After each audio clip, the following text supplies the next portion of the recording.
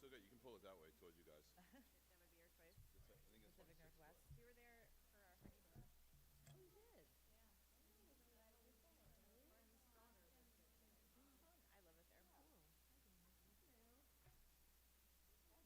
Thank you. yeah. Yeah, that's fine. Yeah, I like it there. It was this weather though. I mean, warmer. Yeah. A little bit warmer, but It snowed when we were there, and everyone was freaking out.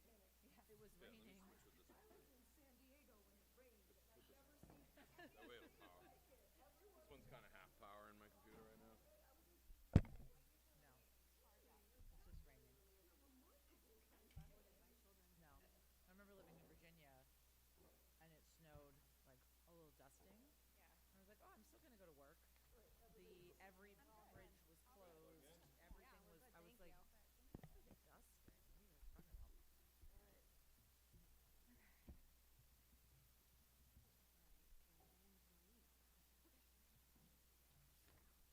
Weird. I don't know. As ready as we'll ever be. We got another 60 seconds, so. 265 clock.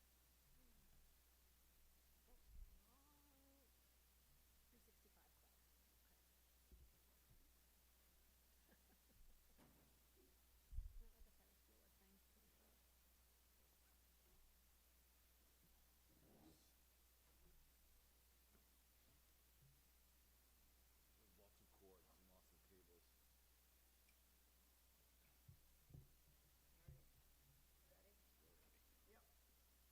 Lots of cords and lots of cables. Okay. Good evening. I call to order a meeting of the Hamilton Wenham Regional School Committee on Thursday, April 2nd, 2026 at 7 p.m. I want to remind everybody that this meeting is being recorded and live streamed. Eric, do you have the Zoom up for the citizens' comments? Just take a minute to see whether we have anyone on the Zoom.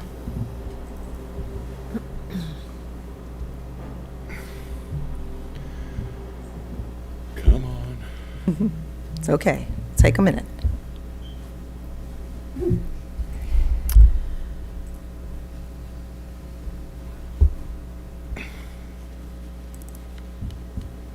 Nobody on. Okay. So first up on the agenda, we have an opportunity for citizens' comments. This is an opportunity for citizens to be heard and for the school committee to listen. If you would like to speak, I ask that you, when we get to it, I ask that you state your name and please spell your last name so that we can get it correct for the minutes. I ask that you keep your comments to 3 minutes. Amy will be our timekeeper, and she'll let you know when you have about 30 seconds left so that you'll have an opportunity to wrap up your comments. As I said, it's an opportunity for you to be heard and for us to listen. So it isn't a back and forth. It's an opportunity for us to listen, and at the end, we'll let you know when your time is over, and we'll say thank you to you. We are grateful for all comments. It looks like the Zoom is still up. I don't know. Just making sure there's nobody there on Zoom. Thank you, Eric. Nobody on Zoom. Okay, nobody on Zoom. If there's anyone in the room that would like to make a comment, please approach the podium. Welcome. Thank you. My name is Christina DeCourcy, DECOURCY. Okay. Good evening. I am a literacy ESP at Cutler School. This is my 4th year in Hamilton Wenham and 21st year in education. I am also a 17-year resident of Hamilton with 2 students in the district who are here with me tonight. Thank you for the opportunity to speak. Before I begin, I want to acknowledge the financial reality our towns are facing. The budget is tight, and we recognize the challenge of balancing needs across the community. We appreciate the hard work that has already gone into those decisions. Now, allow me to explain the role of an ESP in our district. We support our most vulnerable students. Special education ESPs provide legally mandated support and instruction. Literacy ESPs provide targeted individual and small group instruction to teach children how to read. Preschool and kindergarten ESPs often serve as the co-teacher in the classroom and are indispensable. ESPs are educators, not teacher helpers. Schools cannot function without us. We plan, assess, collaborate, accommodate, modify, compile, and present data. We also jump in at a moment's notice to cover classroom teaching duties as a substitute, usually without additional pay. 3 years ago, we made progress in our first ever contract. My colleagues and I stood right here and spoke to you. You listened, we collaborated, and came to an agreement. The initial contract was an important step forward. At the time, we agreed the contract was a launching point, part of an ongoing effort to move ESPs toward a livable wage. Living in Essex County, in particular Hamilton Wenham, comes at a very high cost. The livable wage for a single person with no children in Essex County is just north of $60,000 a year. Many of your ESPs work for less than half of that amount. As negotiations continue, you are given the opportunity to meaningfully invest in your staff. We are asking for a fair contract that moves us toward that living wage, a commitment that you made 3 years ago. 30 seconds. Now, this is one of the many, many reasons to pass the override. We are urging our community to vote in favor of that next week. Support the people who support our children. But ESPs, especially those who live in town, are being asked in this moment to give more to the district and receive less in return.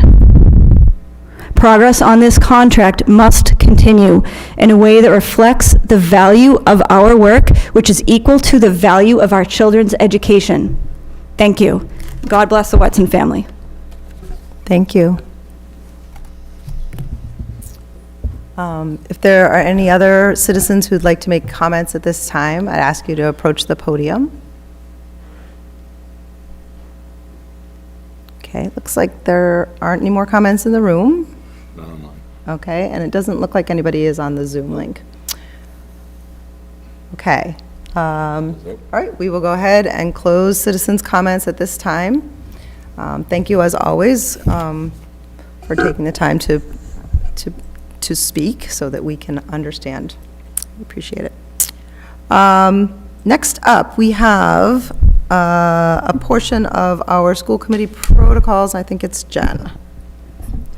As elected members of the Hamilton Wenham Regional School Committee, we, including the superintendent, accept the high honor and trust that has been placed in us to ensure that the students of the district receive the best education possible. To that end, we hereby commit to the following in the conduct of our business. All members will maintain the confidentiality of privileged information and will respect the open meeting law. Thank you. Next up is a portion of our school committee mission statement. The Hamilton Wenham Regional School District School Committee's mission is to ensure our schools create graduates with a passion for lifelong learning together with the critical skills needed to maximize their potential. The Hamilton Wenham Regional School Committee will lead and inspire a district that inspires all students to realize their fullest potential and feel a powerful sense of individual and collective belonging. Thank you. Next up is our consent agenda. Does anyone have any items they'd like to hold from the consent agenda? Nope. All right. Do you, Julia? I move that we accept the consent agenda as presented. Second. Seconded by Amy Kumberger. All those in favor? That is unanimous, and the motion passes. I do just, and I suspect other people might want to just say that, just acknowledge that that's a really significant grant from the Ed Fund. Yeah, and that's, it seemed pretty cool for elementary gymnastics, and that, you know. And where's the mural going at Winthrop? I don't know exactly where it's going. they're scoping out different places. Sounds like there'll be more than one, but they're gonna start with this first one to get it off the ground and then go from there.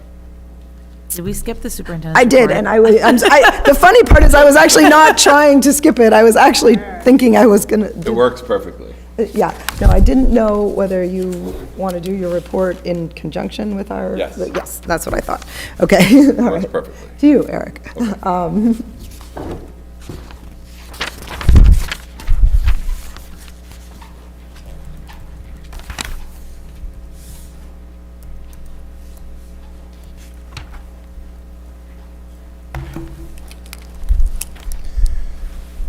Each year, I have the privilege and honor of presenting the Mass Association of School Superintendents Academic Excellence Certificate, and this year is no different. We have the opportunity to present it to a wonderful student at our high school.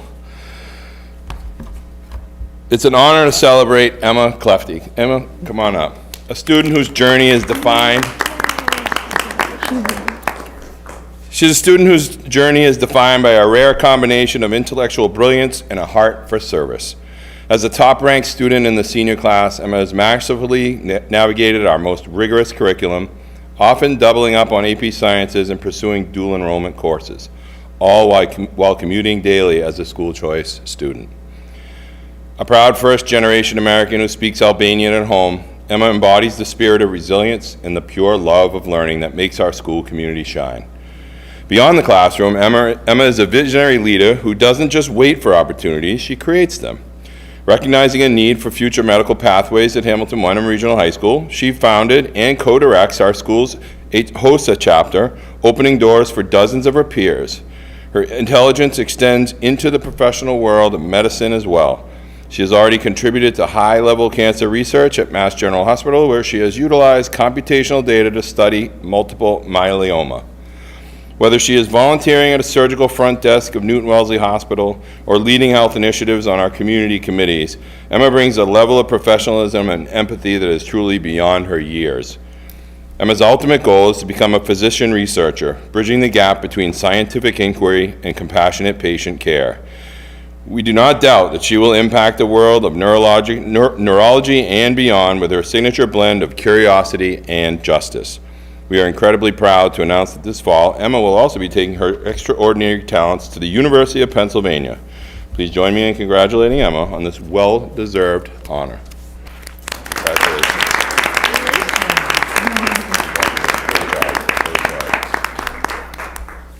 Congratulations. Congratulations and thank you.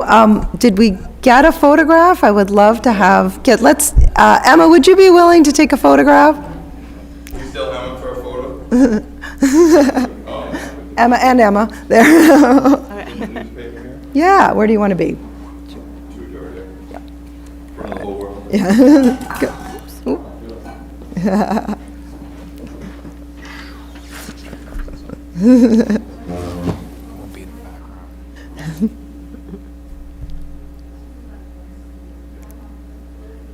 Congratulations. Congratulations. Congratulations, thank you. That was, Emma, I just, from all of us, I just want to say it is such a wonderful thing. Thank you so much for allowing us to get to share in that moment, and for us to get to hear about some of the amazing things that you have already achieved in your life. Thank you. Thank you very much. Yeah. I felt like I was introducing an adult. Definitely. Great job. Thank you. All right, so that was my intent. I should have said that. Perfect. That was my intent there. Appreciate it. All right, and now to the rest of the superintendent's report.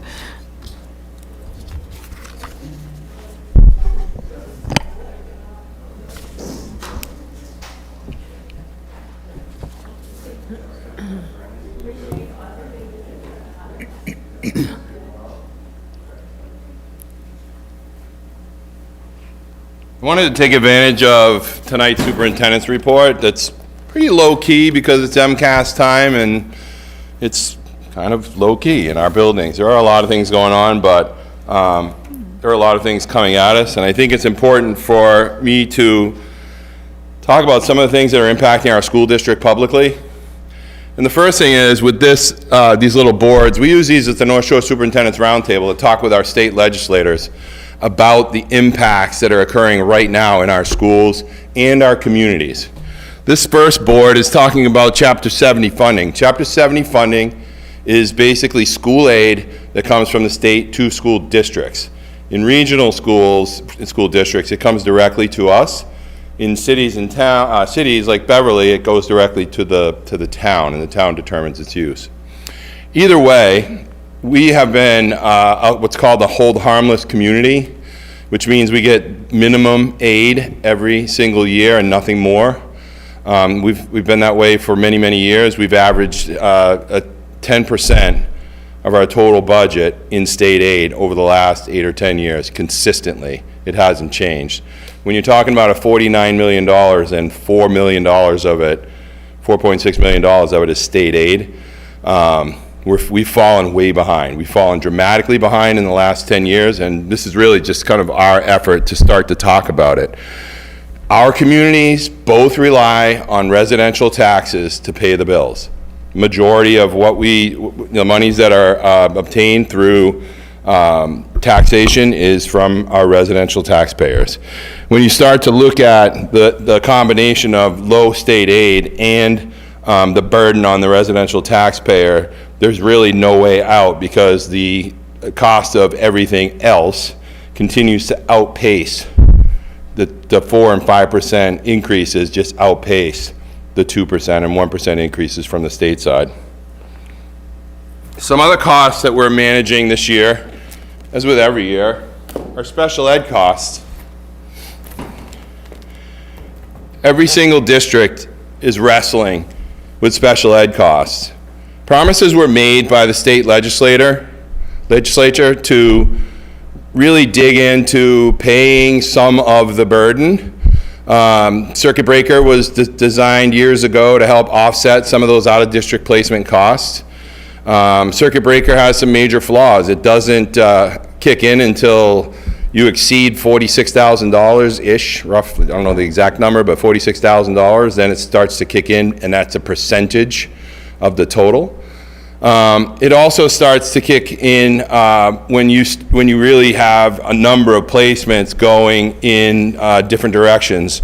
So when you have kids that are in single-day placements at $75,000 or $80,000 per student, then you have kids that are in all-day placements and overnight placements at $300,000 per student. It starts to add up really quickly. In our case, we're over $4 million in special education costs for just under 40 students out of district. That cannot be sustained within our district. We have talked to the state legislator about the special ed costs. We've talked about reaching the reimbursement rate of 90%. Last year, I think it was 66%. The year before, it was 57.5%. Of what was promised by the legislature and what is promised in the law. Just so people are aware, we have started to explore cost-sharing models with other communities. Not easy, a little bit harder with smaller communities because we have small numbers of students. So when you're looking at programs and programmatic experiences for children, I might have one student in a specialized program or two. Ipswich might have one or two, Danvers might have one, and we're going to continue to try to look at options of bringing kids together in one community, so one community would host, offset the costs, and reduce some of the friction between all of the pieces of the puzzle that come into play, including transportation, which I'll talk about right now. Regional district transportation is reimbursed by the state, again, about 60%. We've pushed and pushed and pushed to try to get more increases over time with regional district transportation. It goes all the way into the issue of when they pay. Everything's a year behind. So we bill for, a year, last year. We're getting monies from last year's expenses. The reality is the current year's expenses are even higher than they were last year, so who's paying the difference? It's the communities, it's the residents within the communities. When you start to look at infrastructure projects along with transportation, things are, as people have seen, expensive and continue to grow in expense. The state offsets, again, are not covering the costs for some of the communities. Communities like our communities, who are considered in the state formulas to be wealthy communities, just don't have the fiscal capacity to help to offset 50% of $100 million or 50% of, 55% of $50 million. So when you start to look at some of the projects that are out there, we really need some help from the state. The state has, in the past year, the MSBA has done a comparison of schools across the state. They've gone and hired a company, a third party, to integrate some of the information that they've been getting from school districts that are doing building projects, but now they've expanded that into every school in the district. So for example, the MSBA is surveying every school in each of the districts in the state to try to figure out where the greatest needs lie. So that may be step one of this intricate puzzle. And the final factor has nothing to do with the school district in a lot of ways. Unrestricted government aid. Unrestricted government aid for communities like Hamilton and Wenham has rarely increased more than 1% a year. So if a community like Wenham receives slightly over $600,000, 1% does not move the needle anywhere. When you start to say, well, how does that impact schools? Communities can use unrestricted government aid for anything. They could use it to offset costs like things that are sitting in the current override amounts. They could use those monies to really make a dent or an impact on the other side of the kind of the community versus school coin. It's really a big problem. It hasn't changed since 2007. When you factor in inflation, in 2007, that number for unrestricted government aid was $1.7 billion. And I believe if you factor in inflation, it's approximately the same amount today. It has not moved, the needle has not moved. This year, both communities received, I think, 1.1% roughly in unrestricted government aid, not helping the cause. Some of the formulas and the way they're laid out, like the Chapter 70 formula, take into heavy account a wealth factor. The wealth factors built into our small communities are not only mystifying, but they are also inappropriately used. The houses don't pay taxes. See, I see everybody going, what? Because you have $1 million house doesn't mean that you're able to continue to pay that increase in taxation as well.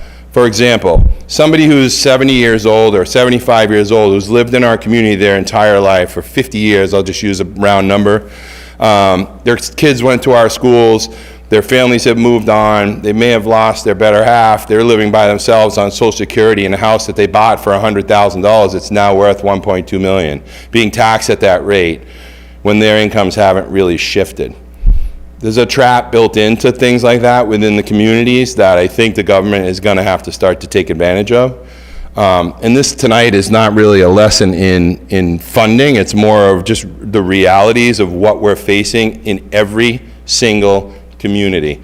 85% of school districts are being slotted in the hold harmless category this year, which means they're only going to receive the minimum in state aid. Check out Boston. They're scrambling now because they fell into that category this year and they're going to lose money. I said it earlier in several meetings back, the state has lost 15,000 students in the last year. 15,000. Each of those students is an opportunity to gain state aid in the Chapter 70 formula. The formula is flawed. The formula needs to be re-explored and reignited. We are pushing from the superintendent side. School committees, Mass Association of School Committees is also pushing. There are many people within the communities. I've been to forums with city councilors, select board members, and community people that really understand the need for reform across each of these areas within our communities for our schools to survive, but also our communities. There are big impacts now. Look around. Look how many communities are struggling. to pay the bills. And they're not, like us, we're not adding anything new in our budget. There's nothing new and fancy. We're just trying to pay the bill and the cost increases that are coming with what we have in place now. So I wanted to just take a few minutes of superintendent's report time to talk about this. Again, these were used with the North Shore Superintendent's Roundtable to have these discussions with our state legislators during a luncheon session. So we're continuing to spread the word. I would encourage all of you to also spread the word when you get the opportunity. Thank you. Thank you. People have questions for Eric? I have one. I have one question, just to make sure I understand the special ed circuit breaker correctly.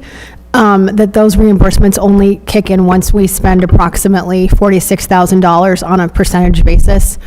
And I'm wondering, does the reimbursement start at like $46,001 or at the first dollar spent on it? First dollar over the 46. Okay. Yeah, the number is like Get the 46. Yeah, it's. That's my question. As soon as you go over $1, you start to get a percentage of that amount. Overage. Okay. Thank you.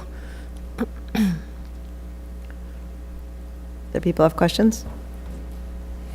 No, thank you for that. Thank you, that was Eye-opening. very helpful. Thank you. And thank you for your work at those superintendent roundtables.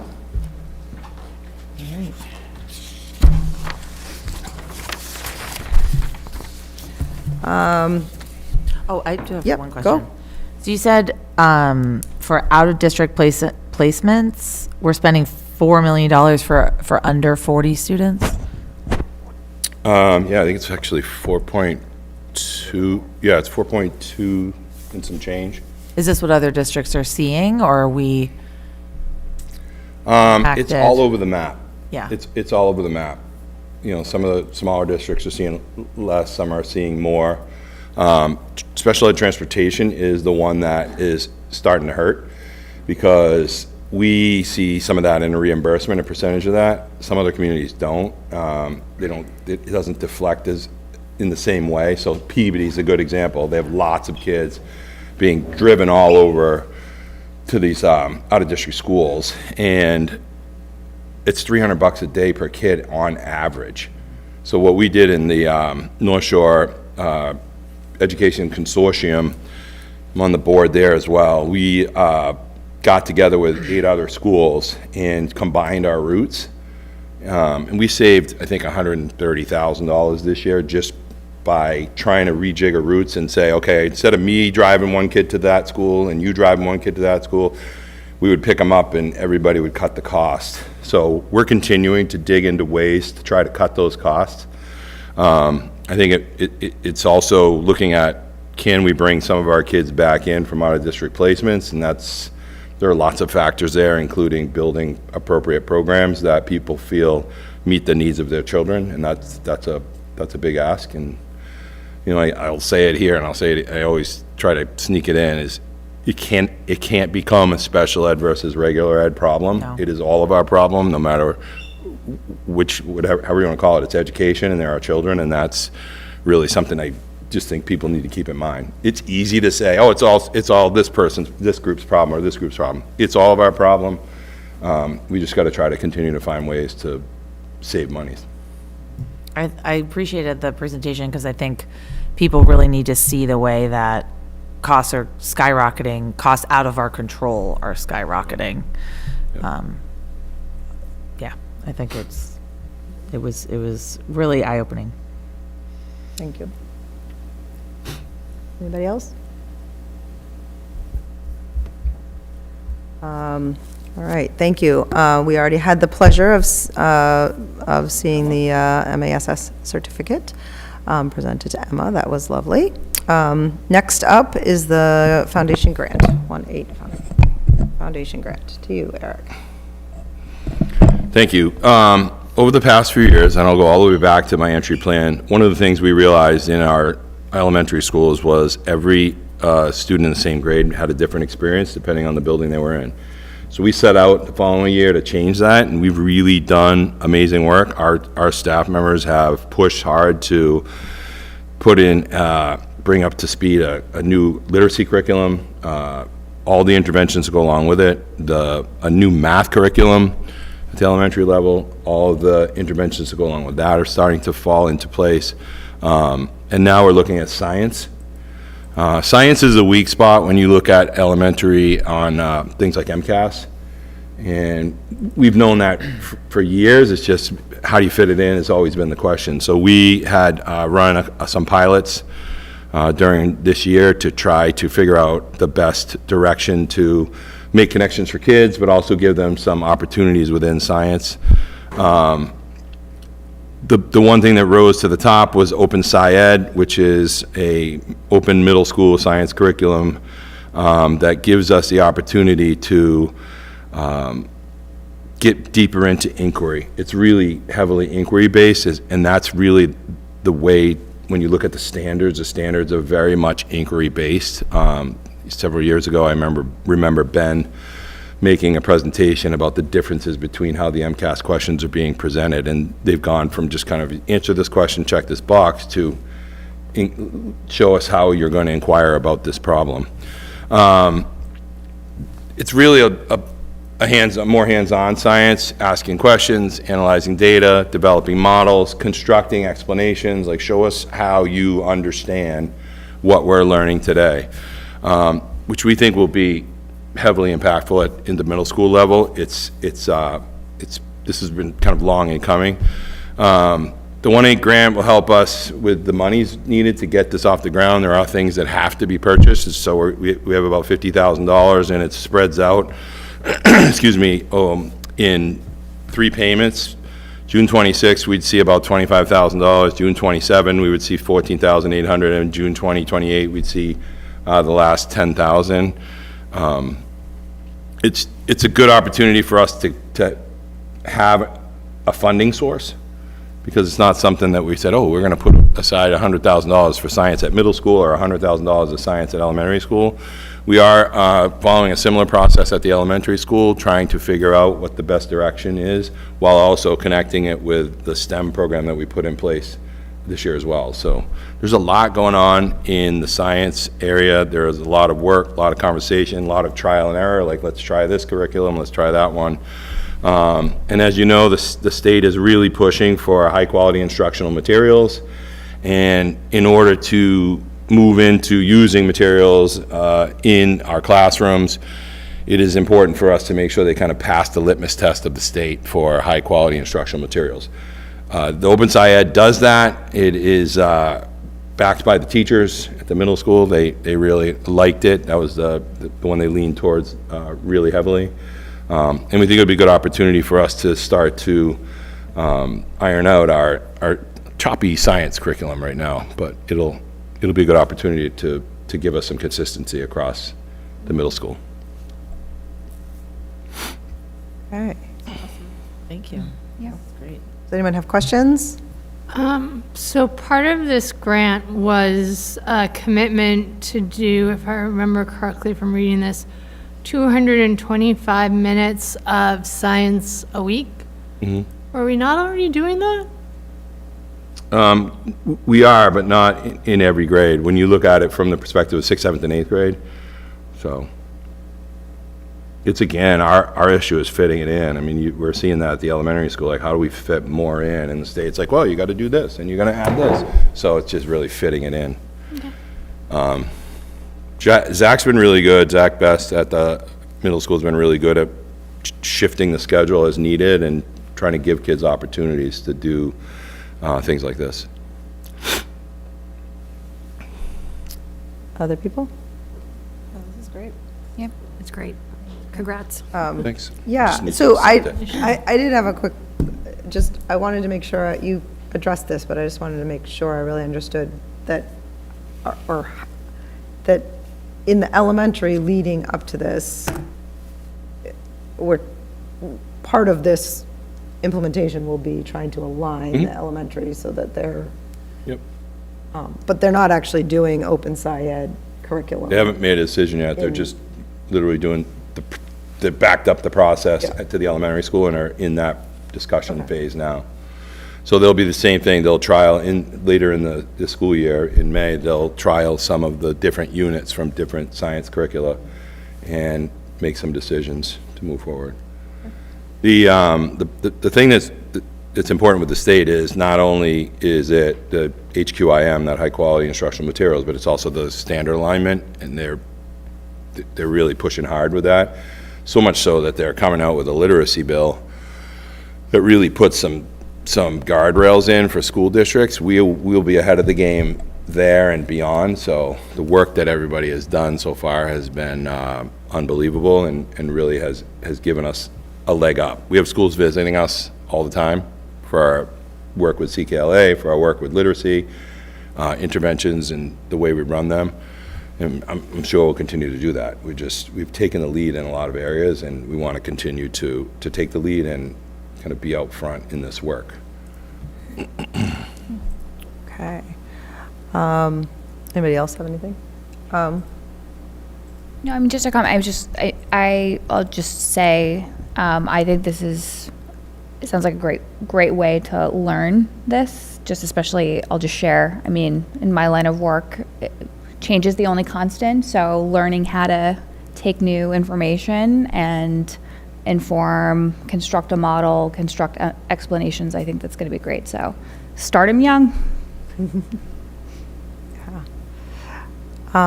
So you're just looking for us to accept the grant? Correct. At this point? Yep. Okay. Do we need a motion? I vote that we accept the 1-8 Foundation grant as presented in the exhibit. Second. Second by Jen Carr. Are there any other questions? Further discussion? Okay, looks like we're ready to vote. All those in favor? That is unanimous of the 6 members present, and the motion passes. Thank you for that work to get that grant. Thank you. That was not me. Please pass on our thanks. There were a lot of people involved. Jen Clifford has a really strong team with her that has been searching high and low for opportunities to get us some grants to offset some of our costs. All right, next up is school start times, which we have discussed a little bit already, but we're coming back to it. Yep. So 2 meetings ago, I presented the report from the committee's work throughout the fall and into the winter. I think winter's over. Today, I'm not sure, but with the promise, I just asked that if you could review it and we could start to talk about it during this meeting. I wrote this memo so that we could kind of kick off the conversation. I think there's a lot more work to do, and the committee would agree. The committee was very adamant that there should be like a 1 to 2 year rollout, and not like, hey, let's do this in the spring, in the fall, it's September. There's too many other balls to juggle to iron out with all of our constituents, but also all of the people who we work with, the community house, rec department, the busing company, athletics, which will be every school in the league, every district in the league to wrestle with their expectations as well. I think it would make sense to push the report back out to the community to say, okay, we've done the work, we set the goal, we did the work, we surveyed you twice before we did it, we used that information to create this, give us your feedback now with the result from the committee. I think that's an important first step to do soon. And then I also think some of the negotiations may come naturally. There may be some necessity to open up negotiations to talk about shifts or any times that we may need within the schedules. It's actually a close flip. It's not an exact flip, because the committee really felt like if they were going to make a move, they weren't going to make a 20-minute move into the schedule that didn't have any impact. So they dug in and made a 50-minute move for our secondary kids and start them at 8:30. Excuse me, and that pushes the elementary kids back about 45 minutes. So slightly different on both sides, but enough to in the committee's word, make a difference for the kids that we did this work for. I think it's important for the athletic director to reach out and meet with his fellow athletic directors to try to figure out what the impacts are. We are not the first to do this. Andover? No. North Andover? Hit me in a second. Burlington. School district down the road, North Reading, thank you. I don't know who said it, but North Reading has already done this. Not as much time, I think they went 30 minutes each way, but it's been happening. It has forced some shifts and changes. Some advantages we have, and it's funny when you read the research, they're like, oh, just get lights. Well, we have them now, so, there might be an opportunity there. So I think he's got to do some work with the league to try to figure out scheduling. If you remember, the secondary schedule would get, kids would get out about 3:10, and they need time to get their stuff together, get, down to the gym, change, get on a bus, and get to wherever they're going. Most of our schools are fairly close, but there are some times when they would have to leave school early especially in tournament time, because you get sent all over the map, and some rides our kids were on in this past year were 2 hours or more long. So I think there's some great information in there. I again want to thank the committee for the work. We had some awesome meetings, and people brought lots to the table, lots of research. There were some really strong medical professionals in the group that helped us to make some determinations, and I just think I want to try to keep this moving forward and gauge the committee to see if you want to move this work forward or not, and B, start to take some of the steps that we need to get this back out to the community, get some feedback, and then start to look at how each of the pieces falls into place. Eric, just attached to this memo you have, I assume this is a proposed Yep. survey that you were just talking about pushing it out with this kind of a survey Yep. attached, is that correct? So this is a survey we thought we could give to secondary kids. I asked the committee to brainstorm some basic questions. This is their work, this is what they came up with, and we think this will be one of the many tools that we can use to determine how we move forward, if this makes sense, or if there's adjustments that need to be made. Okay, so I guess I'm just thinking about how to direct this conversation. I mean, are you looking for feedback around the sort of generalized proposal of switching the start times, and/or are you looking for thoughts and feedback about timing and how the rollout would work, or? And I think All of the I think above? I think any feedback's good feedback. I think it's important to know is, does the committee want to move this forward and continue to pursue this? If not, I have lots of other things I can do, but I'm very willing to do the work. I just want to know that the committee is on board, and I'm not asking you to give me a vote like we're doing this. I'm just seeing if I can get an idea of where everybody's at, so that I can continue to move the work forward, bring it back to you for continued discussion. I don't think this is the last discussion we'll have about this. I just want to make sure the report gets out and we can get a third round of feedback. Plus, I think the student body is important to talk to. Right, for me, I think the most important piece, well, there's a lot of important pieces here, but the unions. So, I mean, we can say we want to go forward with this, but if there's not support Correct. from the teachers, from the administrators, from the staff at the schools, then it'd be kind of a moot point. Right. My other concern, and you might have addressed this at the meeting I missed a couple weeks ago, but about parents that really rely on the older sibling for childcare. I know you've probably heard that from the surveys, from feedback. A little bit, yep. And, I think it would be something that we would need to think about and address. And then, of course, we want to hear from the athletic directors as to the impact on the athletes as well. I think your middle point about older kids being available for the younger kids, one of the points that Dana asked for clarification, you weren't here, so Dana asked for clarification last meeting on something that I wrote about kids getting credit during the school day to maybe help out at some of these programs. So, Oh, yeah. So life credit, like we do for any other kid going out to, a bioscience place, or the fire department to shadow a fireman, or police department to, it would be the same type of opportunity for kids that may want to go into education to go out last period. We would just have to figure out the cleanest way to do that. But it came up in our discussion. There was some, because it came up in the surveys. And not a lot, but it did come up in the surveys that people were concerned that my oldest child meets my youngest child at the bus stop because I'm working in Boston.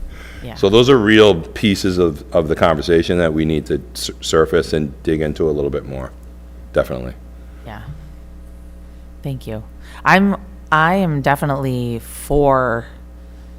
I'm definitely pro exploring this and moving forward with this. There's so many moving pieces. There's a lot, There's yeah. so many variables. I just want to make sure this is something that is fully embraced by the majority of the community. I think that the work, the steps that we can take in the next 6 months or so will help Right. us, maybe a little bit more because of summer, but into the fall, to be able to say, Yeah. by January, we could probably have some answers and start to lay out a path. Other people? Kristen? I like the idea that the committee had of surveying the students. I think because we're all discussing this with their best interest in mind, and I think it would be really great to hear from them directly, because if that survey goes out and they all sort of feel like, well, I'm just going to stay up later, or, whatever, which I'm sure some of that will happen sort of naturally. But I think it would be really interesting to know what the students think. And as a general matter, I think I am also in favor of kind of just continuing this conversation, because it seems to me that the research is clear that this is better for sleep, but all of the logistical points that everybody has raised at this meeting and in prior meetings will take a lot of time, I think, to sort through and to make sure everybody who needs to weigh in can weigh in, and that whatever can be mitigated if this happens. So I would say sort of the sooner we start all of that, then the sooner we would get to the end of it. And also just with the timing of all the union contracts, to Julia's point, I think having a sense as to whether or not this is something the committee and the district really want to do. They're coming at us in Important. succession right now. ESPs are happening, then it'll go teachers and back to that rotation next Yep. year. Is this a part, I know we probably can't talk about negotiations, but is this being mentioned? In negotiations, Yeah. all I'll say is time is part of a discussion. That's all. Okay. That's all I'll say. I know, It's sorry, not we can't, this probably can't talk about it. specifically. Okay. Just Yeah. part of the bigger discussion. Sure. But any change like this Any would change need to would be. be- Yeah, exactly, it'd have to would be need- yeah. negotiated across the board. Other people? Go ahead. I think we really need to emphasize that all of the scientific literature points to this being the single best thing we could do to improve student achievement in the district. Period. Like, by far. It's not even close. I think if we don't Sleep. pursue this, we're doing our students a disservice. Thank you.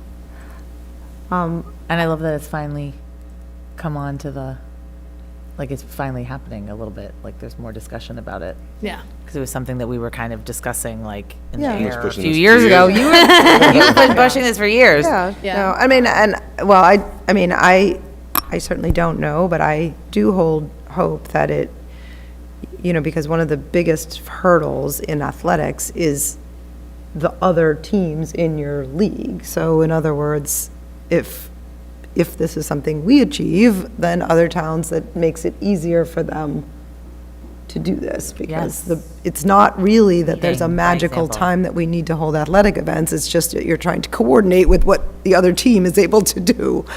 I did have a process thought, this is just my personal opinion, is that, and it's a question sort of for the rest of the committee, is that to me, I'm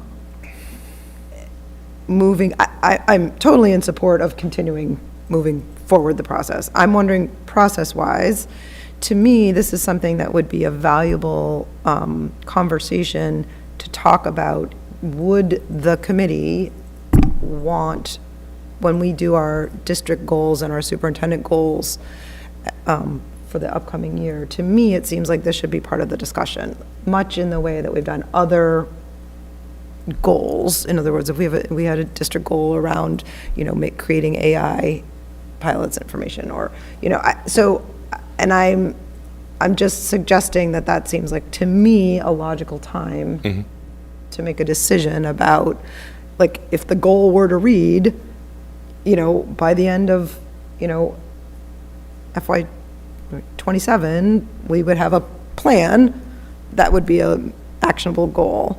I'm not suggesting what that goal should look like. I'm just sort of saying that, to me, that seems like the right place to have this conversation, is when we're creating those goals. I don't know whether other people think that or not.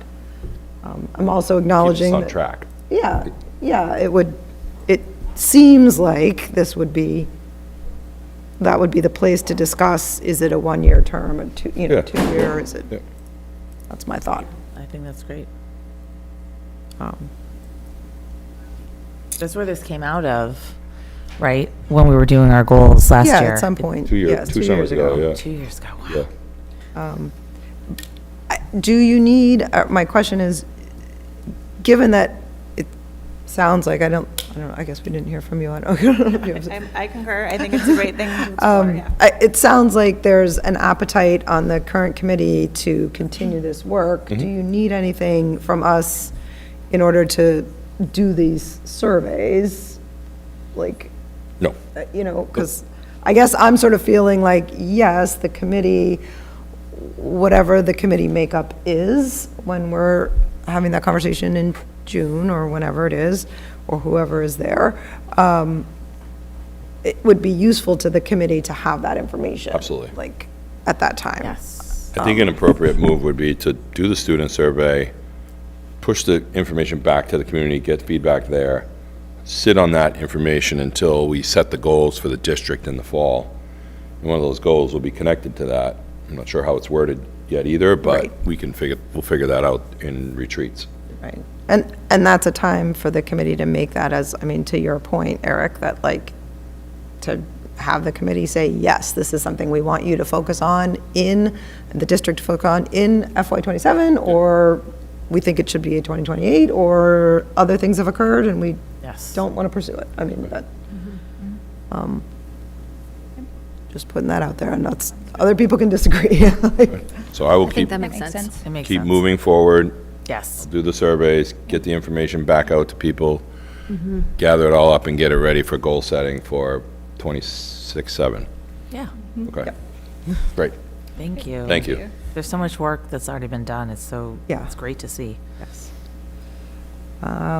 All right, next up is a little more concrete. Vote the Yes. last day of school. So, the original last day of school moved 4 times through the school year, and essentially currently, barring no issues between now and the end of the school year, the last day of school would need to be moved to the 18th of June, which is a Thursday. That's where we are now with the 4. We had back-to-back 2 days off. So we have 4 days we have to make up. So I'm asking that the committee approve the switch in the last day of school from originally the 12th to the 18th of June. Do you want a motion? I move that we move the last day of school to June 18th, 2026. Second. There's 3 of I them. don't know, all kinds of people It's all seconded 3 of them. it. Seconded by Kristen. We all love the last day of school. All right, does anyone have any questions about that? I will, I mean, just what happens if there's like a Mother's Day snowstorm? I'm just kidding. We'd have to come back. happened Yeah, where I it has grew up, happened. so. We- has happened. We've had April snow, Mother's Day flood. Yeah. We'd have to come back and revisit it. Okay, Okay. 'cause I would assume then the next day, Juneteenth is. That, right. it's- Yes. Then we'd have to This go is, the I was Monday. going to just point out, it is, the 18th is an excellent last day of school, with Juneteenth being the next day as a holiday. Yeah. Adding one more day Would push us to is a Monday. nightmare, like a 3-day weekend and then Half a day. 2 days. half a day on a Monday after, I mean, that's, so, We'll just do our weather dance, you Yes. know. exactly. Keep Positive everything. weather dance. All right, we had a motion and a second. Does anyone have any other further discussion about that? All right, looks like we're ready to vote. All those in favor? That is unanimous, and the motion passes for June 18th as the last day of school. All right. Okay. Next up. You want to kick this off? Do you want me to, or? Let me kick it off. Okay. Budget communications. Try and do this well. So I left this on, Dana and I talked about it a lot, actually, the budget communication. We felt like we still need to continue to talk about it. You all received my email. As you know, the Office of Campaign Finance has directed us to not publicly send out anything related to the override, because the override is on a ballot, and that would be a problem. So, I'm just going to interrupt you. Yes. Even I'm going talking to about interrupt it you in to, the meeting? yes, that's what I was going to interrupt. We have been very clearly told, we can talk about it as much as we want in this In the public meeting. So, yes, but, but, Can't send it out in emails. yeah, well, the reality is you can't use public resources to influence an outcome of an election. And influence is a broad spectrum word. You want to add to Sounds that? like very I am subjective. out of my mind. She wants to It's- add. Okay, because it is influence and literally saying, including providing purely factual information. Right, like the You date can't- and time of an Correct. election is allegedly us influencing I'm sorry, it. I'm No, you jumping, I'm can- jumping in, you but can- I, like, so, You can publish the date, time, and location of a meeting, but that's it. like town meeting, we can put that information out. We cannot put anything out about the override, like what's gonna be, like what's included in the override cannot be pushed out by the school committee. Once the select board determines that something is gonna be on the ballot, from that point on, the school department cannot use school resources to talk push about our own information budget? out, to distribute. You So, could distribute. my conversation was 45 minutes long with the Office of Campaign Finance. Very educational, but also frustrating, because we want to be able to give people information. We can't. We But can. but it's already out there. Yeah, I feel but like it's public information. So Our can budget be. is public information. Okay, so here, can so be. here's, right, it can't, so this is my understanding, and Eric can see if I'm, that the district, which is different than the school committee. So Correct. right now, we are talking about the district. The district can collect all the information, create information, graphs, documents, charts about the budget. Imagine in the days before the internet, it would be like you would have all that on a paper, on a table. The public must be able to access that information, but we are not allowed to send anything out to the public that says, hey, we have this information. We have to just sit and wait and hope that the public asks for this information. If they do, Then then I we can give it to them. But we can't send out, not we, I'm sorry, the district cannot send out an email that says, all of the budget information is here on our website. It can be on our website. And it can be provided in response to an inquiry. Correct. And it can be provided, I think, if I'm understanding the case law that was cited to us in the communication, up until the time that it is actually placed on the ballot. Correct.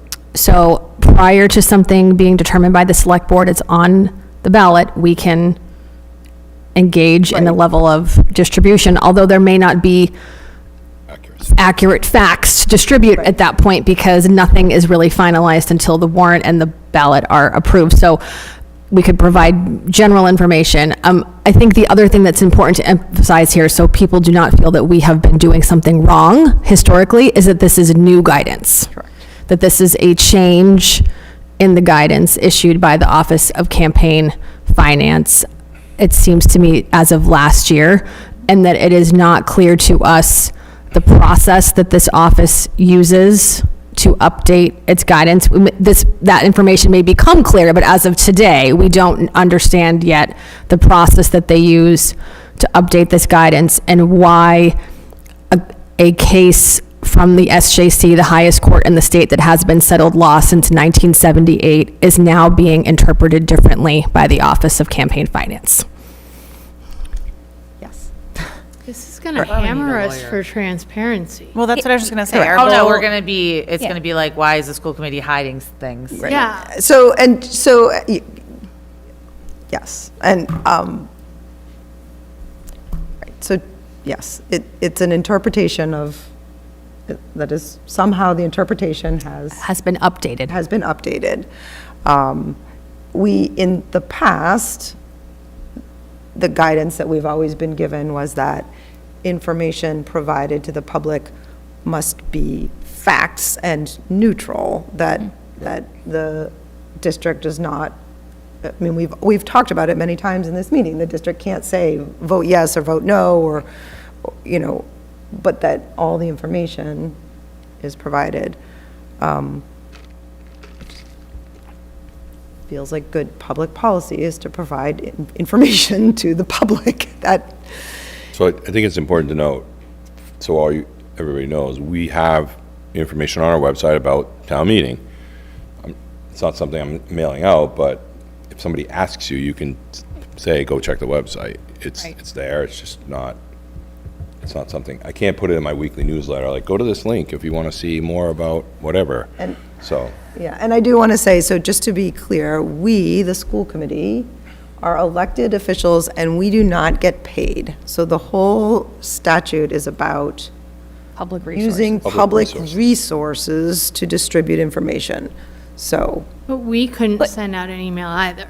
Like, we couldn't you send out like absolutely a. could. Yeah, we can. Yes. Like, just as us. I think we Can't- could send an You as email, Jen. but Can't we use your couldn't. district Can't use email. yours. Correct. Like, we couldn't get his Correct. mailing list. You would need to, Correct. but like, Correct. if you wanted to post on you, which has always been true, if you wanted to post something publicly or tell your friends or whatever, for example, I attended a group at the Council on Aging today and answered questions about the budget.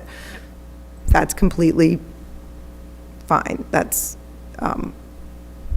Yes. fine. I think the other thing with the saying is, yes, we can all do this individually. And from what I understand, also, registered political action committees, as a general matter, can make communications and issue recommendations regarding approving something at a ballot or at town meeting. Right. I think Right. the one thing I would to say, do not use your school email, because that's still public district resource. We're paying resource. for it, we host it, you know, so that you have to just be careful of that. You can do whatever you do outside of your personal accounts and things like that. If you have your own Instagram, whatever, it's just, can't use public resources. And I will say, my understanding is, you know, when you're speaking, however you're choosing to speak, in writing or in person, you know, you can say, you know, we talk about this in our protocols and guidance, you know, when the school committee has voted on something, you can say, so this is the budget that the school committee voted on. The school committee supports this budget. You can say that. You can also offer your own opinion, which could be the same as the school committee's, or it could be different. But the point is, but the fact of the matter is that the school committee voted for this budget and is in support of this budget, and you can say that, because that is a fact. Sorry, I know I talked all over you. No, it's okay. Me I too. just- I'm a little fired It's up. frustrating. It's okay. Yeah, it feels like an overcorrection. I just want everybody to be on the same page with the information I sent you. Yes, I think the other thing, I think in that letter that is worth highlighting is that it says that public resources can be used to distribute information about a ballot if an exception exists in state law. That's what my question was. And there isn't an exception in state law for this. So, but in theory, There is a or there bill is could be, there is not, There's not. according to the Office of Campaign Finance. But in theory, downstream, an exception could be created to allow school districts and municipalities, or to better clarify the kind of information that they can put out to say, because I think we've taken pains to keep the information neutral, to say that if the override passes, this is what happens. If the override does not pass, this is what happens. But that is not permissible under the current interpretation of the guidance. Right. So. Well, I have a question. Can you talk at town meeting now? Yes, Okay. because it's a public open forum. Okay. And then Go ahead with the flyers. my conversation, I have to thank the lady at the Office of Campaigns Finance. She spent a lot of time with me because I brought out everything we had, and including the flyers that Amy and Kristen had worked on, explained those. We can leave those on a table at town meeting. We just can't distribute them. So you can make them available for public, but you can't distribute them. There was a couple of people that questioned on our social media saying, hey, the school committee member is available at this place and location at this time to talk about the budget. That was told to me that we can do that.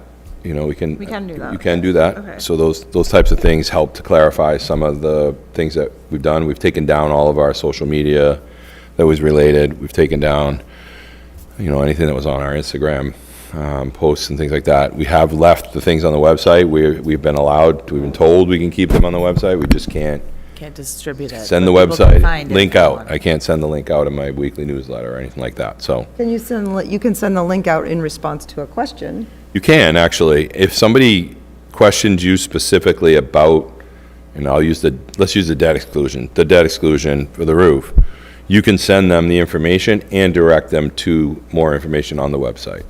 But it has to be somebody Initiated by them. requesting information. Yeah, they'd have to initiate that. And it's happened to me once already where someone said, I need to know more about this. I don't understand it. Here's where you're going to go. And that's really all we can do. If somebody questions you on social media, can you respond with those links? Me? You can. I can't. You can. I can. You can, I cannot. The official account can't. But how is that different from somebody questioning you in person? The only thing I would be able to say is go to the website for more information. I personally would not send the links out. You could, as long as you're not using your school email. I think it's also, I don't think Eric mentioned this yet in the open meeting, but there are also penalties, even if they're not likely to be imposed, but there are penalties of $10,000 that would be assessed personally against district leadership for violating this guidance. So I think that makes it tough to try to split the hairs, and I agree with you. I think this does not make sense in the digital age. There's very, I think, little functional difference between asking somebody in Crosby's or posting on their Facebook page a question, but I think it has to do with the definition of a resource, and staff time is a resource. I think that maybe we should monitor, these social media pages. So for me, I'll go on there. If someone has a question, I'll respond as me. And it's my Instagram, Yeah, nothing it's to do with anything. Your own, you're fine. someone in the So, community, so. yeah. So I just think that somehow, Well, and for the most falls part, to I think, us I mean, to in do other that. words, that is already how those of you who participate in the social media world, you are already using your own. Yeah. So, I mean, that, I think, will be natural. You're not using a separate school committee. Yeah, it's just hard when the Hamilton Wenham School District Instagram posts something maybe unrelated to anything and someone asks a question about the budget and Eric can't answer it. Yeah. You can Public direct them to forum, me. I can, if I'm invited somewhere, like the COA, I can go and answer questions and talk about the budget and whatever questions they ask. It's just really up to people to ask the questions. That's really interesting. Seems like they're splitting hairs really fine. Yeah, because How is? It caught a lot of us off guard. Public forum?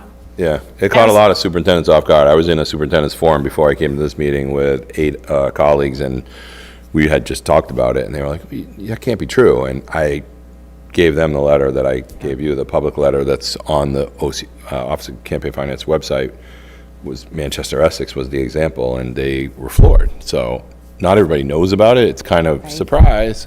So I feel like kind of related where in the warrant, the select boards and FinComs, like, either recommend favorable action or not is kind of the same thing, right? Like, the warrant is one of the exempt documents that's Okay. specifically outlined. The warrant, that information can be in there. So could we get a line in put there? the Yeah. information in the warrant for future reference? It generally is. Yeah. Like, they take our information and put it in there when they do their explanations. John McGrath always asks for further explanation. I was reading some of them today. They were pretty specific about stuff, the information that we've given them, so. But I guess, I mean, so I saw Bill Olson did a video about, you know, the Hamilton override. I guess that's different because he's an elected official, not, right? Like a bit, I like, think they're compensated, though. okay. Aren't, We're not I mean, sure. are We're select not board sure. members We're not sure. compensated? I We don't should know, but we're not sure. I don't Right. know about Yeah. that video, whether that's okay or not. We don't know. Yeah, I just took everything we had and Yeah, yeah. presented it. That's the Yep, right I thing think to that's do. And I have to file, just so people are aware, I have to file 2 forms, one with each clerk, just to say, we made photocopies, this is what they would cost to make at a nickel apiece for town meeting. So we have to file a 22A, and that has to be signed by the treasurer, Kevin Mers, and they get filed with the clerks just to say, we did use public funds to make copies, which is what the direction that OCPF gave me. No, I mean, just, no, so I know, I heard your point, Kristen, about like a political action committee, you know, could do something if they were registered. I'm just asking. So as elected officials, could I pay my own money to have something printed? Just curious, or no? I think so. I don't know. I think so, but I don't know. I mean, I'm not going to. You could call them and ask. I just think if you made your, as long as it wasn't attached to the district, like Yeah, yeah, if you had a yeah. giant district logo on the top corner, it's I'm probably gonna put your face problematic. on there. No, I'm just kidding. Don't do that, you won't sell anything. Well, and we have our own reporting requirements Yeah, yeah, I know, yeah. if you're running for election. Yeah, you so- could have informational flyers for your own Mm-hmm. election, like, these are things I support. But as long as you don't have like the district logo, or they weren't printed by the district, they weren't created by anybody in the district, it's really use of district funds, and that can mean a lot of things. Yeah, yep. Okay. Wow, that's clear as mud. Clear as mud. I mean, I understand what we're talking about for right now, but I feel like there should be a process to ask more questions and get more guidance from that office, Yeah. because we want to be able to give information. I agree, and I wonder, not in this time frame. Like, I think this is what it is, but I wonder, like, I'd be curious, like, in the next, several months, like, could a representative come and answer our questions? Or maybe us with the town, like, provide us collectively with guidance, because it's such a difficult thing, because universally from citizens who have on the entire spectrum of views, what we hear is we want more and more and more information. And I feel like we feel really good about, like, continuing to provide more information. I think they're right. Everybody is right. You should have access to this information. Yeah. And This doesn't feel like it's going to help build trust it and doesn't feel like, communication right. between. The information will still exist. And I think it is, my personal opinion is that it is the responsible thing to do, is to actively send out, to say to people, hey, this is coming up, this is what you should be, if you're interested, please come check it out, here's the information. It's really hard to understand how that serves the democratic process to not have, but it's the guidance that we got, so. I have a question. The flyer we made about the roof is in the warrant. Sorry, I'm just looking through quickly. With the link to this webpage that we took down.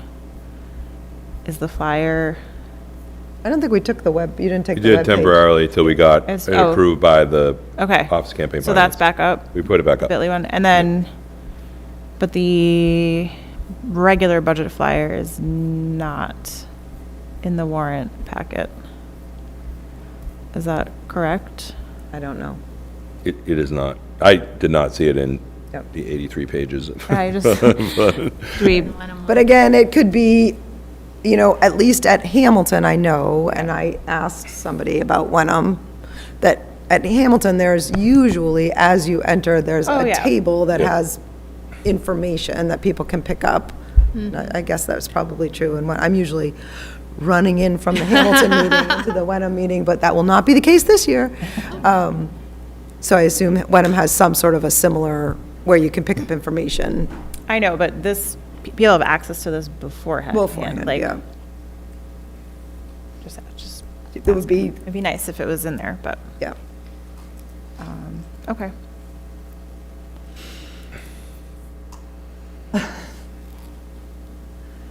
Anything else? This is gonna blow up in our faces. Well, we didn't do it. No, I mean, this. Yeah, we didn't. Right. It doesn't matter whether we did it or not. We're gonna be the ones that are accused of not being transparent and open and honest. We'd be accused of that anyway. The no, conversation I- has to yeah. center around, we got guidance from the Office of Campaign Finance. I Right, mean, it's exactly. That's what I've said to 2 different people who I've talked with, just to say, you can get the information, I just can't give it to you. Right, well, you can give it to them, they have to ask for it. Yeah, they have to ask for it. Right, right. Yeah, no, I mean, I agree, and we have to, We have to work within the system. right, exactly. Right. Can I just add one more thing, which is, maybe it's really for me to say, I'm going to suggest as a topic for a future meeting. I could say it later. But I sort of think, again, I'm looking after the town meetings, but given all of this, I would be interested in discussing whether it makes sense to have a more formal communications, either, I'm sort of leaning against subcommittee, but either subcommittee or point person or something on this committee, which so I'm just going to throw that out there. Is that something? We've had that. Yeah, we've had it, but before, but yeah, we sort need of to revisit it. Yeah, I would like to revisit it, given this, if this is really the new reality, like what that Sure. looks You like. mean for the makes sense. committee? For the Yes. committee, because I think and again, this is a topic we could talk in the future, but my thought is just that if this is the new reality, then maybe school committees in general have to have a more active plan where the information is getting pushed out from the committee. That's just, again, Individuals on the committee. I Or think the have a committee as a committee whole. could push it out if we had some Yeah. other method of, Right. other than using any district resource. The committee could, I understand what you're saying yeah. now. Yep. Anyway, so that's just a topic for a future meeting, I'm suggesting. And any questions, let me know. I currently have a direct line to a lawyer at OCPF, that she's very willing to answer any questions we have. So send them my way if you're stuck with something.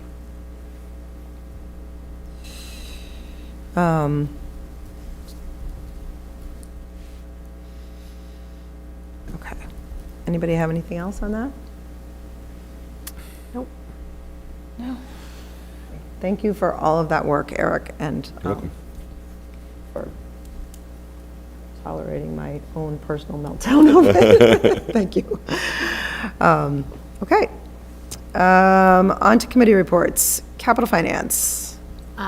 We haven't met. Our next tentative meeting, whether it happens or not, will be dependent on the 2 budget votes, is the 13th of April via Zoom.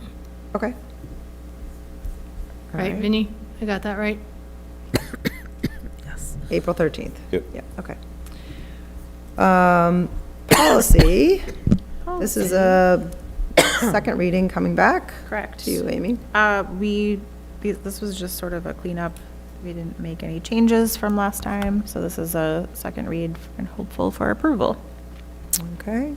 Do you want to make a motion? I move that the school committee accept the policy JICFB, bullying prevention, as presented in the exhibit. Second? Second by Megan Benson. Anybody have any questions? Discussion? All right, all those in favor? That is unanimous of the 6 members present, and the motion passes. Our next meeting is April 27th, which is a Monday at 2:30 on Zoom. Okay, thank you. And are you just continuing reviewing policies as Rolling, yep. rolling? There's a good word. Okay. Negotiations, our next meeting, I believe, we had a meeting that needed to be postponed, and our next meeting is, I believe, on April 14th, correct? Yeah. Which will be, right, just as a reminder, we also have school committee meeting that day, even though it's a Tuesday. So we'll be. Yeah, Next meeting. That is going to Yes, feel it is weird. strange. it's our next meeting, that's crazy. That is our I feel next like it's so meeting. far in the future. It does feel far in the future. And anyway, so yes, so our negotiation, we'll negotiate in the afternoon, and then we'll have school committee meeting in the evening. And that's with the ESP union. That's town meeting. Oh, that's Yes, so the reason we moved that the was, reason for it was right, town meeting, makes right, sense. we can't go up against town meeting, and originally, Yeah, that makes sense. Yep. no, it's actually not town meeting, it's Oh, I'm sorry. election day. Election day, yeah. Election day. One of those. We're not supposed to have a meeting on election day. Right. Excuse me. Yes. Town meeting is next week. Town meeting is next week, Mm-hmm. which, because we're in a public meeting, we can can give all kinds of information about. Yes, so the Wenham Town Meeting is Thursday, the 9th in the evening. Where is that, Dana? That is Gordon at the Gordon College Bennett Center, I believe. And there's babysitting. And there's babysitting. Sign up now. It will fill up. And the Hamilton Town Meeting is on the Saturday, the 11th, at the auditorium at the high school. 9 a.m. What time does that start? That is at 9. There's also babysitting. Yeah. And then Election Day is on the 16th, Thursday, the 16th. 7 a.m. through 8 p.m. Oh, I'm glad you knew that. There you go. All right, I'm sorry, secretary report? I think we're all up to date. I have to Okay, just check with I don't think we Janelle. are. Negotiations. Wise, I think we're a little, I'm not sure. We will, Yeah. You have something to prove next we have some, we have them all, we just haven't necessarily gotten them all. Prove 'em. Yeah. Okay. Anybody else have anything on the secretary report? All right. Amy, do we have anything in our inboxes? Just one item regarding what we just discussed. Okay, yep, we had, yes. Concerns about The Office of Campaign yeah, Finance, yeah, yes. campaign finance. All right. I feel like I've already shared a lot of what I had to say, which was, The elections. there we go. Anybody else? Oh, anybody have any questions for me? No. I did want to say, I should say, I think I already mentioned it, but I did have a meeting today at the Council on Aging. It's always good to get out and hear people's questions. That was really a good opportunity. I know Amy's had an opportunity to have some, you went to the Friends of Winthrop Winthrop. Friends. Yep, thanks for hosting me, friends. Yeah, and then, I don't know, other people have been out and about, yes? Friends of Cutler? Friends of Bucher. All right, and did you get some good questions? Did you have people there? Were there? Yeah, I had about 10 folks. Yeah, lots of questions. Good, excellent. Yes. I already offered my topic for a future meeting, which is around creating potentially a communications, either committee or point person or working group. Anybody else have any topics for future meetings? I don't think so. Okay, anybody else have anything else? Okay, Okay. I move that we adjourn the meeting at 8:22 PM. Second. second by Amy Kohnberger. All those in favor? And we are adjourned at 8:22. Thank you.